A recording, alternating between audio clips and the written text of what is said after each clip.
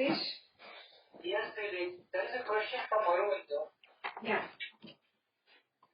I've been trying to... I'll read it. Wait, let Smitesh read. He's in the room.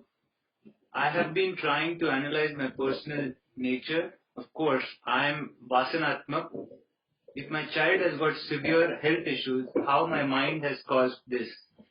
Every parent only wants good for their children. However, still I have caused this. How?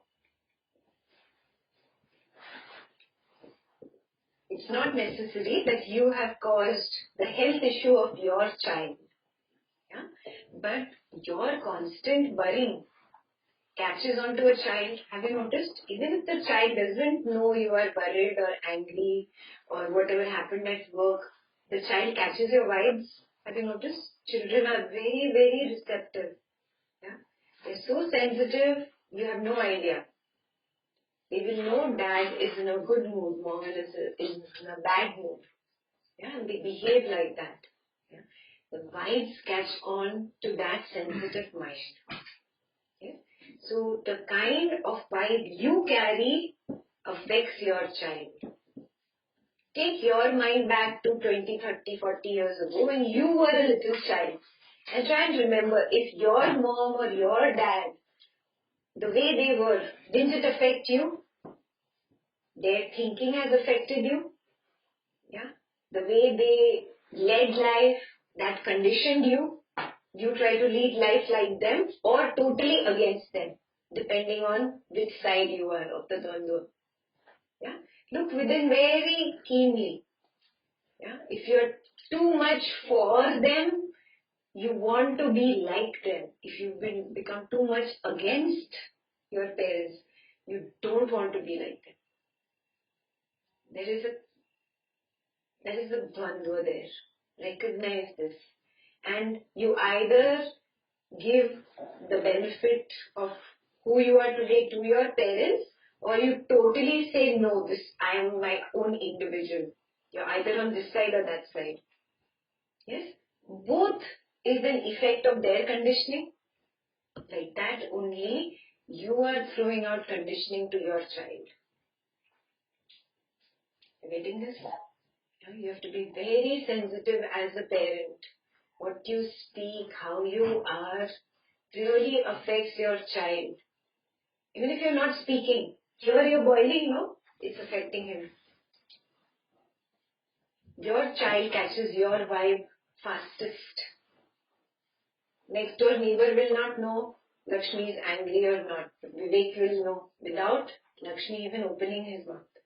Happens? How? Child is very sensitive to the parent. Very, very sensitive. Yeah? Initial 6 to 8 years of a life, the beginning of the life, the child has only spent with that parent. That connection, that bonding that the child has towards the parent. The antennas are very sharp. It's not that sharp the other way around. Because you are spending time with your spouse, with your family, with your work, everywhere. And little time you're giving to your child. But for the child, you are everything. Are you seeing the proportion? Yeah, that child is only looking at mom or dad growing up here. There's nobody else. So the antennas become very sharp. Sensitivity is 100 times compared to your sensitivity towards the child. Your child wants to be like you, wants to look like you, wants to act like you. Have you noticed this? In the growing years, I'm talking. Not later on. Later on, the conditioning becomes very strong, and then either they are totally for you or they are totally against you in the teenage. You notice that? They are either becoming totally rebellious or totally for you. This conditioning in the mind also is the reason or cause for diseases in the body. Yeah? The more a child is afraid, for example, some children are afraid of their parents. The more a child is afraid, scared, hides things, does not reveal stuff, is a quiet child, such a child usually has problems like constipation, not being able to let go of things. So his mind is like that, his body is also like that. Yeah. So mind leads to the diseases in the body. And that mind is formed from the parents' conditioning. Are you seeing it? Yeah. I'm not saying you are 100% responsible there. Of course, the child has his or her past karma also. But your conditioning contributes. Yeah. That is why I walk the spiritual path, not for yourself, but for your children. Yeah. So that at least I keep my mind clear, sane.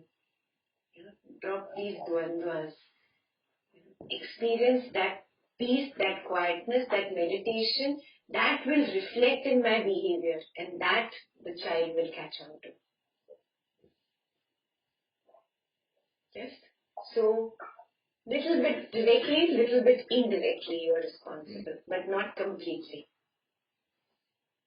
Yeah? Answered your question?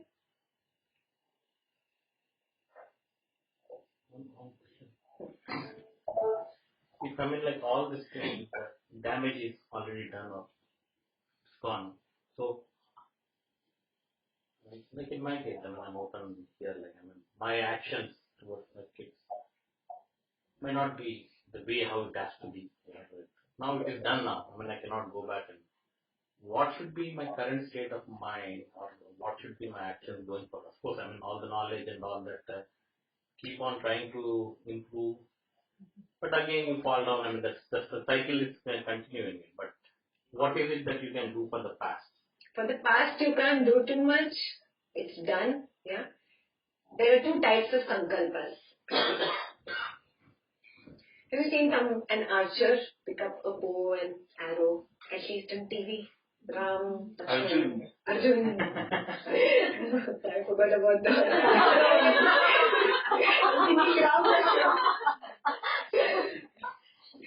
yeah. So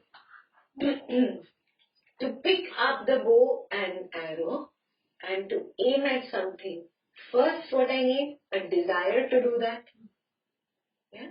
So the first thing that comes into your mind is always a desire to do something, to possess something. Maybe a bird is sitting on the tree and Arjun wants to possess the bird. Very sweet voice. Let me injure him and then I'll take care of him, put him in my cage, and for all my life I can hear that sweet sound. So first this desire came to possess the bird. Always first there is a desire. Yeah? Then there is a sankalpa. What is a sankalpa? I picked up the bow and arrow and I pulled at the string. I aimed at the bird. This is the sankalpa. Developing that will to do whatever you have to do. Yeah? Once I realized that this sankalpa is wrong, I can drop the bow and arrow before I have left the arrow. Yeah, I can drop it. If you are at that stage with your children, it's still not materialized, but you are just recognizing that the bow and arrow is in position, you drop it. Sometimes, of course, you have already shot the arrow. The bird is already injured. You can still go back on not fulfilling that desire that came to possess the bird. Take care of the bird and then let it go. Yeah? I'll give you a very poetic example because I don't know your personal problems. You apply it. Two types of sankalpas were the first sankalpa from which I can come back. Yeah? It's not, the arrow has not left it. तीर कमान से बाहर नहीं निकला है अभी तक. Second type of sankalpa, it's gone, but I can still, the bird is not dead yet. I can still work on that. You recognize your sankalpas. But even if the bird is dead, You can still work and require greater effort. The effort has to be from your side. Yeah. So like parents and children, the one we see like when the girl is teenage and has a baby and the baby grows up in a very chaos environment? Like, is that due to karma, or why you didn't have, it's like, and like a child grows up, doesn't see anything beautiful and goes to the crime, and it's growing a lot, especially in this country. How is there any way to stop that or something? Well, of course, everybody has their individual karma. All we can do is clean up our society, work on, educating them, giving them homes if they are homeless. We can do those little things that, out of seva people do. But beyond that, everybody has his or her karma. Yeah, if you did the karma and reincarnation session properly in detail with me, you will know that you choose your own mother and father out of your own raga and dvesha. You have chosen your parents. Your parents did not choose you. Yeah? They had no say in the matter. Sometimes the soul brings two people together, because it wants to come into the world through them. But those two people might not be compatible. After the soul comes into the world, they break and go away. That's how divorces happen. Soul purpose is done.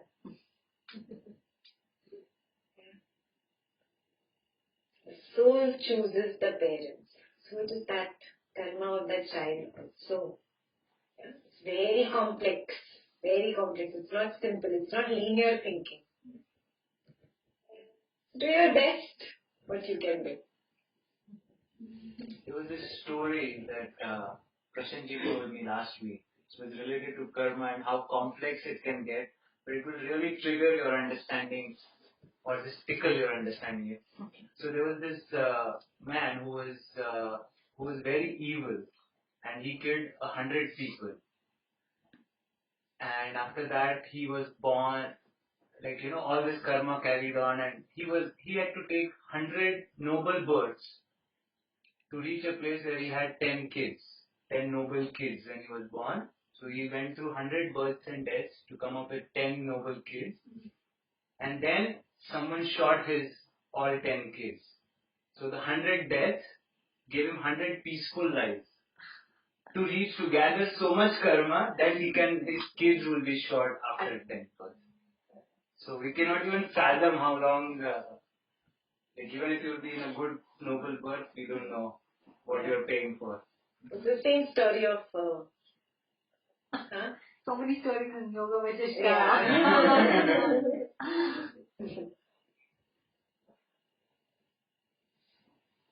Karma is very complex. The best thing you can do is recognize, is your action pure? That's it. Is your thought pure? Moment to moment to moment. Let me not indulge in dvandva, not this way, not that way, because dvandva creates stress in me. Be choiceless, in the center. Yeah? Everything is good. What is. Be with what is. Ravi keeps asking me, you want carrot juice or watermelon juice? I keep telling him, whatever you have is fine. Yeah? Choicelessness is freedom. Yeah? Be choiceless, in the center. Yeah?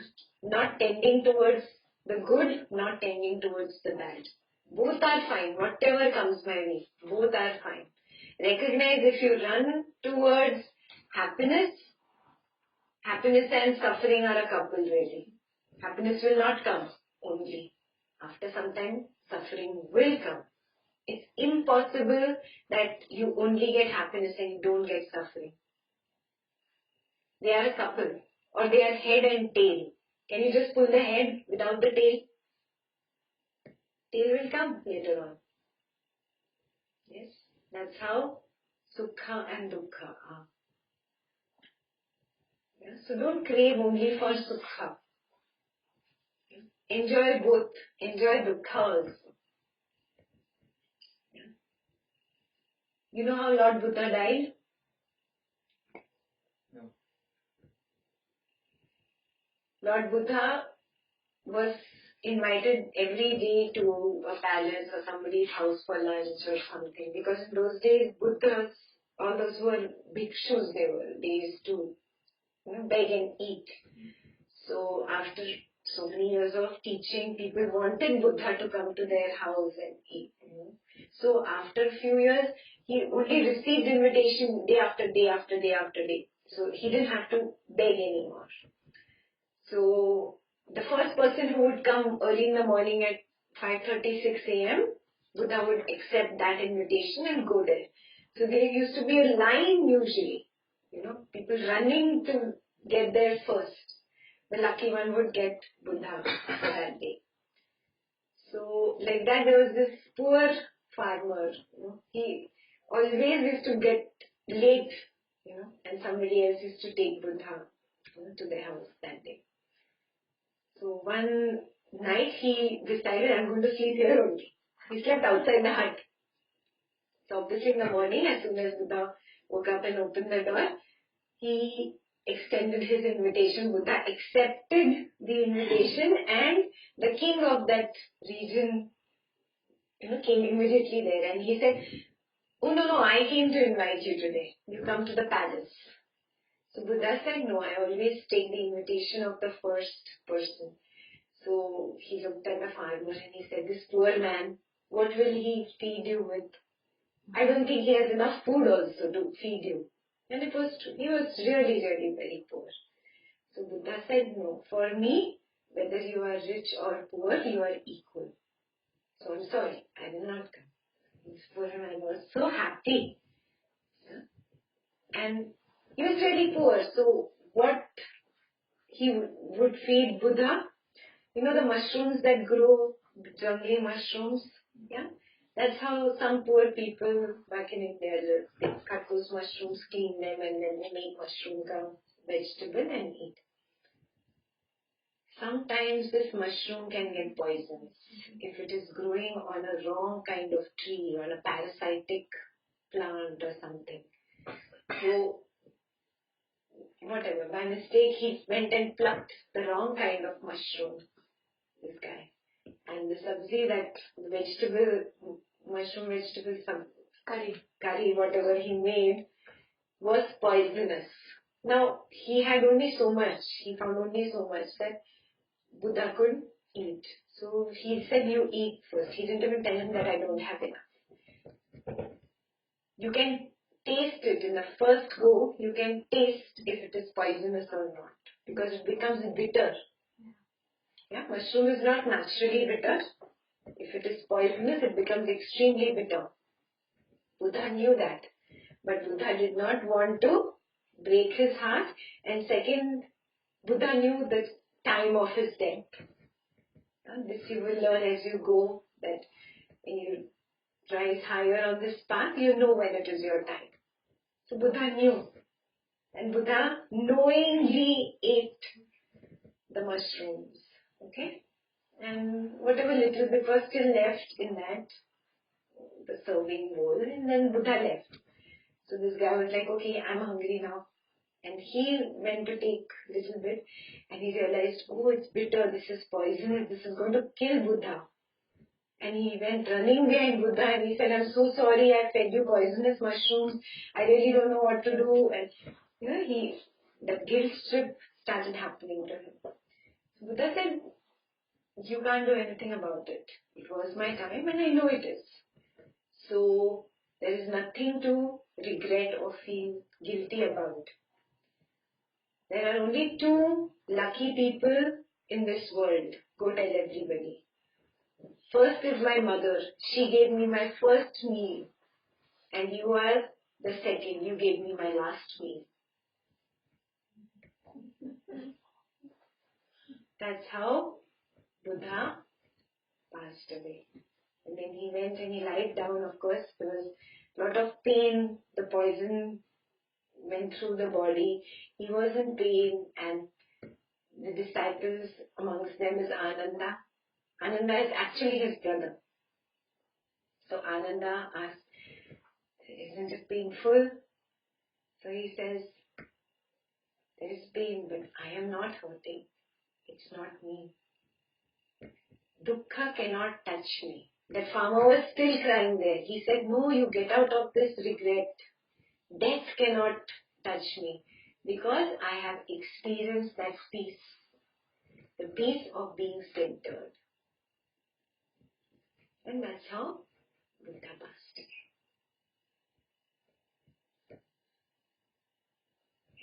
Be centered. Even death will not be able to touch you. No dukkha can touch you. Because you have grown stronger than that. Take an example of an injection. When you were a little kid, I used to scream and shout the moment the doctor got the injection out. Today you don't care, okay. You do this, oh, it's done, okay. You've grown out of it. Exactly like that, you can grow out of the pain of disease. Exactly like that, you can grow out of the pain of death. Actually, death is not painful. It's only your fear that it is going to be painful because I'm leaving the body. It's just your fear. You can overcome that also. And how? When you drop this dvandva, moving with good and bad, happy and sad, right and wrong. Drop this dvandva. Become centered. What did he call it? Samatvam buddhi. What is the problem? Dvandva. What is the solution? Samatvam buddhi. Again, what is the problem? What is the solution? What is the solution? What is the problem? रात को आगे नींद में पूछने वाली हूँ. बुद्धि बुद्धि.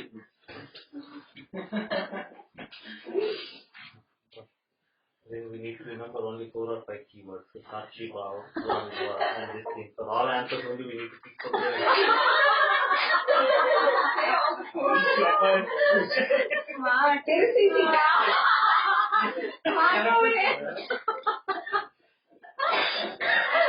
I know when to keep quiet.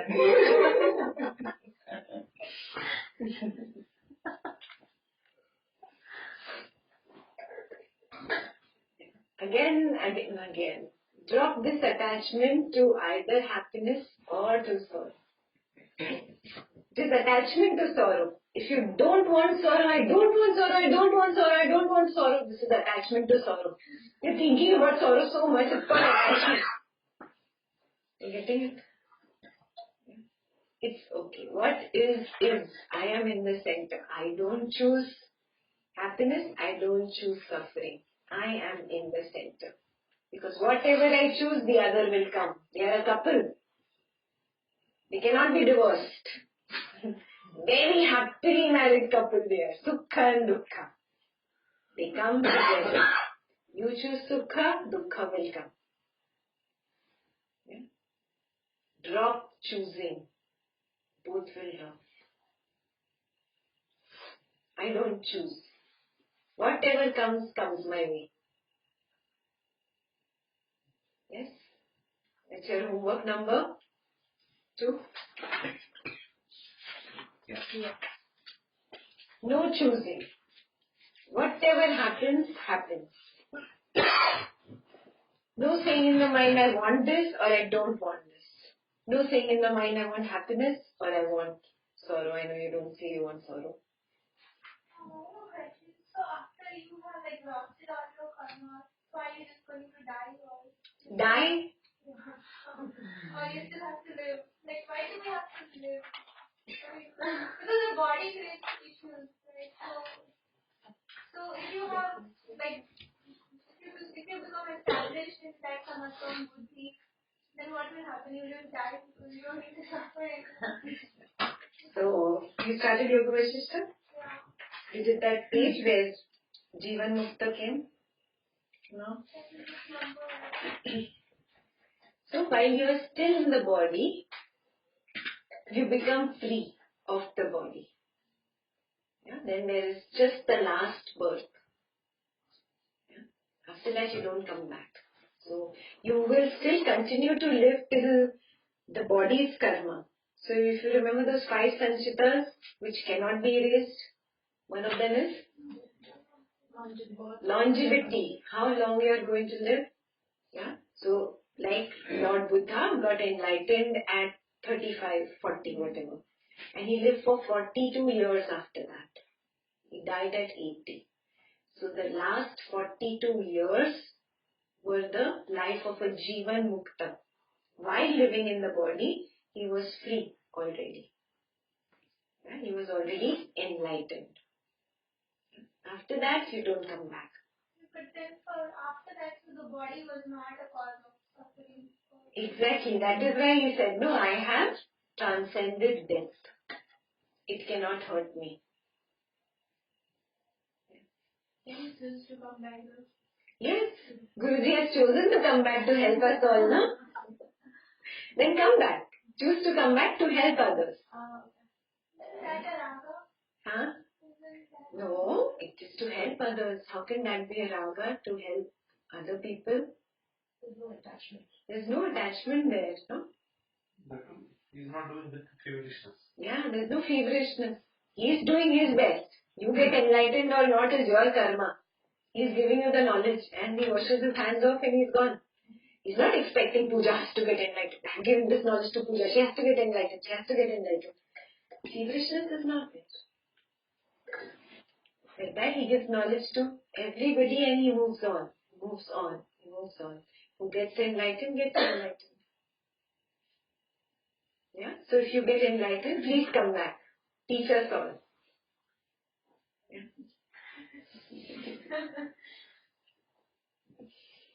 Just one question. Not, I read a book on autobiography of Pandit Sri Ram Sharma Acharya. I mean, he's one of a very big guru. He shares his experience of spiritual journey and all that stuff. I mean, like in his book, he states something like there are a lot of Siddha Purusha. I mean, he says that they want to help, they want to do the good. And I mean, he feels that he has been chosen for that particular reason where all the spiritual saints, who are not in the physical material body, they try to bring him up to speed and make him as an instrument to do all the good that he did it for the society. Now, question here is like they are not in the material body. I mean, still they have ragas and dveshas even at that level who are not in the physical. Did you do Kena Upanishad? I did. No, I mean, like, yes, there are different layers of existence. Again, Siddha Purusha is the one on the topmost where who doesn't have. So there are people in between that level and the material, the physical body. There are several other different planes of existence of souls who have the same setup again, ragas and all that which they wanted. Yes. Even when I'm sitting here and talking to you, it's not me. There is some knowledge flowing. It is not mine. I'm just an instrument. Many times I feel, oh, this wasn't me. Yeah? So there is a strong energy that works through you. Yeah? When you become hollow and empty, it works. It cannot work otherwise. So, my question is when you said Gautam Buddha after 30, 40 years, for 40 years he was a Jivan Mukta. That means he has attained the state of the topmost state, Siddha. I mean, like above all Above the layers of. Yes. Because it is possible to get enlightened only in a human form. You cannot get enlightened as an animal. You cannot get enlightened beyond the human form also. So those who have not done Upanishad might find it difficult to understand, but as a Kinnara, Gandharva, you will not get enlightened. You have to come back into the human body. That is why they crave to come back. Yeah? They must have done everything, all the effort on the spiritual path, but little bit, for that little bit, they must have lost it. Then that thirst becomes even more, no? Oh, I could have done just that little bit more and I would have gotten out of this cycle. So that thirst is very strong. And then they talk through the humans and deliver the knowledge. Similarly, there are Sanskruti. Similarly, there are the negative type of souls also. But nothing to worry, no? Those who are listening to it first time don't get all spooked up. What the hell is this? It's all okay. One more. Sorry, I'll not take that. We talked about mythology and all that. Okay, why is mythological stories. Those are all true. Those are all real ones. I mean, I remember when I started my first journey, whatever, these are all stories and all that stuff. These are not true. I mean, like if I read the journey of Vishwamitra, like how he transcended to Brahma Rishi and all that, he go through different stages of it, like I mean different. So why is that it is when I read Amar Chitra Katha, these are all not stories. I mean, to me, Not everything is story, but there are some mythological stories. Like Lord Indra will come flying down. Why not? I mean, why? Maybe it's real. I mean, That's very sweet. Have you followed Harry Potter? Harry Potter, I didn't know. J.K. Rowling has written everything in so much detail Okay. that it could be very real. Yes, very sure. I mean, up to you to find out if it is real. Real or not. You have to learn to distinguish between scriptures and mythology. Very, very important. This is the biggest problem only in Hinduism, I have seen. All of us get confused what is scripture, what is mythology, and we regard everything as mythology and then discard it. I'm not going to follow anything. That has become the biggest problem. You have to be so intelligent and sharp to distinguish, oh, this is mythology and this is what the scriptures say. Mythology is good growing up, it's fun. It helps our understanding, helps us move towards good things rather than bad things. As a kid, it's very cute to imagine angels with wings and all. But when you grow up, you move towards the scriptures. Yeah? People forgot about the scriptures, thought everything is mythology and discarded. Yeah? So we need to learn the difference.